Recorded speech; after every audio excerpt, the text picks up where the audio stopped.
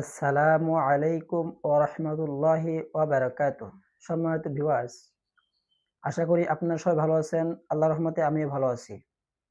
আপনারা দেখতেছেন জিন ও জাদুর চিকিৎসা ইউটিউব চ্যানেল। আমি সঙ্গে আছি মোহাম্মদ রফিকুল ইসলাম। সম্মানিত ভিউয়ার্স, আজকে আমরা যে বিষয় নিয়ে আলোচনা করব সেই বিষয়টি হলো জিন জবাই করব আমরা কিভাবে? জিন জবাই করার পদ্ধতি। আজকে আমাদের মূল বিষয় হলো জিন জবাই করার পদ্ধতি। অনেক সময় দেখা যায় জিন রোগীর শরীরে আছে, কিন্তু গাদ্দারি করতেছে, কথা শুনতেছে না, রোগী কষ্ট দিতেছে। এক পর্যায়ে দেখা যায় যে এই জিনটাকে কতল না করলে রোগী সুস্থ হচ্ছে না, বা জিনটা এমন কিছু কাজ করতেছে যাতে করে ইসলাম এটাকে সামর্থ্য করতেছে না। ওই ক্ষেত্রে ওই জিনটাকে মেরে ফেলা বা বোতলে বন্দি করে ফেলা বা জেলখানায় বন্দি করে ফেলা কর্তব্য। আর যদি আমরা এই সমস্ত কাজ যদি করতে না পারি তাহলে রোগীটা কষ্ট পাবে। হতে পারে যে আমেল, যে নাকি চিকিৎসা করতেছে, উনিও ক্ষতিগ্রস্ত হতে পারে।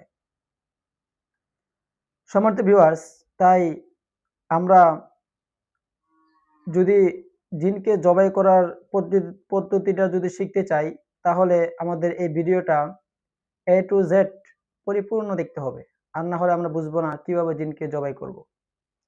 সম্মানিত ভিউয়ার্স, যদি পরিপূর্ণভাবে কথাগুলো না বুঝে যদি কাজ শুরু করি, হতে পারে আমরা কোনো না কোনো সমস্যার মধ্যে পড়তে পারি।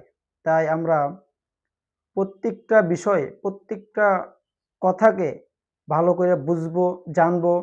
যদি আপনারা কথাগুলো না বুঝেন, পদ্ধতিটা যদি না জানেন, তাহলে আমাকে কমেন্ট বক্সে আমার সাথে যোগাযোগ করবেন। ইনশাআল্লাহ আমি বলার চেষ্টা করব। সম্মানিত ভিউয়ার্স, তাই ভিডিও না বাড়িয়ে আসুন আমাদের মূল পয়েন্টে চলে যাই। আজকে আমরা শিখব জিন জবাই করার পদ্ধতি। জিন কিভাবে জবাই করে। সম্মানিত ভিউয়ার্স, সূরা বাকারার 178 এবং 179 নং আয়াতের 79 নং আয়াত তিনবার পাঠ করব। তিনবার পাঠ করে হাতের মধ্যে ফু দিব।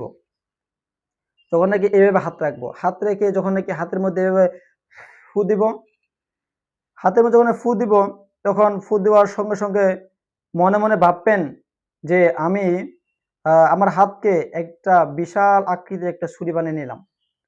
আর আল্লাহর কাছে দোয়া করবেন, হে আল্লাহ, এই জালেমের জন্য আমার হাতকে আপনি একটা বিশাল আকৃতির একটা ছুরি বানিয়ে দেন।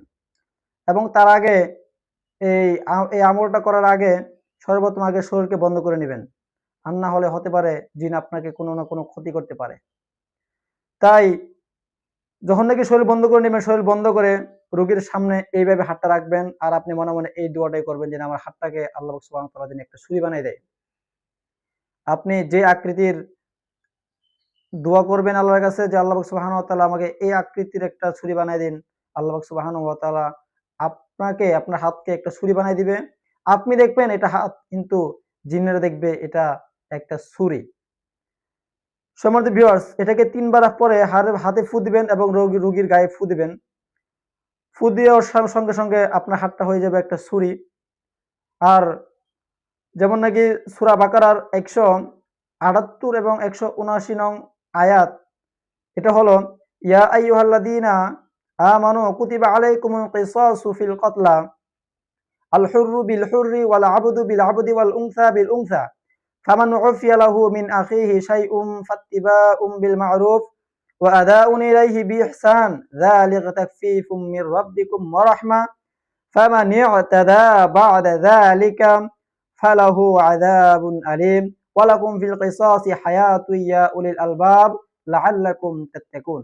এই আয়াতটা আমরা হাতে ফু দিব। হাতে ফু দিয়ে এইভাবে মালিশ করব। আর আল্লাহর কাছে দোয়া করব, আল্লাহ, আমার হাতটাকে আপনি ছুরি বানিয়ে দেন, যাতে করে এই জালেমকে আমি কতল করতে পারি।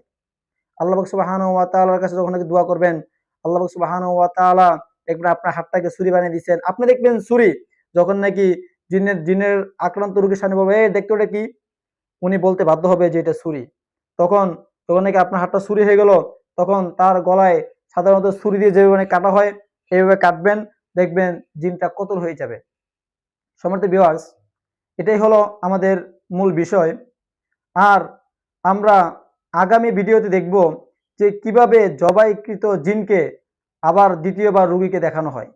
সম্মানিত ভিউয়ার্স, তাই আপনারা আমার ভিডিওটা পরিপূর্ণভাবে দেখবেন আর লাইক, কমেন্ট, সাবস্ক্রাইব করে পাশে থাকুন, যাতে করে আমার ভিডিওগুলো আমি ছাড়ার সঙ্গে সঙ্গে আপনারা পেয়ে যান।